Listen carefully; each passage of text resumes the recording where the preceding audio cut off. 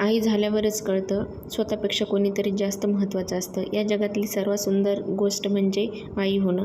आई होण्यासारखं दुसरं कोणतंही सुख नाही आणि असूच शकत नाही. आई होणं ही खूप सुंदर भावना आहे. माझा प्रबल आता 20 महिन्याचा झाला आहे.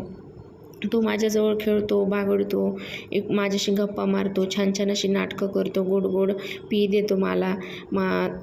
घरभर इकडे तिकडे रांगतो, पळतो, खेळतो. त्याचं ते गोड असं हसणं सर्व दुःख विसरायला भाग पडतं.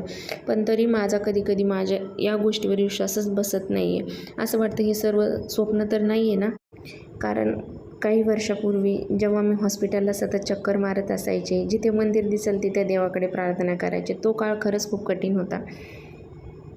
पण आईवडिलांचा आशीर्वाद आणि आम्ही दोघांनी लोकांची केलेली सेवा या सर्वांचं फळ म्हणून हे गोंडस फूल आमच्या घरामध्ये फुललं आहे.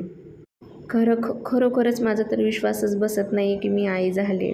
पण तो इतकं सुंदर मम्मा म्हणतो ना, की किती टेन्शन स्ट्रेस असला की तो नाहीसा होतो. त्याच्याशी गोड गोड स्माईल पाहिली ना खूप छान वाटतं.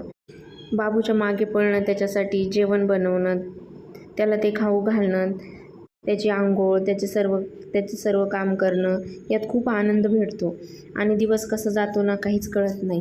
शेवटी एकच म्हणेन, जे कोणी आई होण्यासाठी प्रयत्न करत आहे ना त्यांना हे सुख खूप लवकर मिळावं.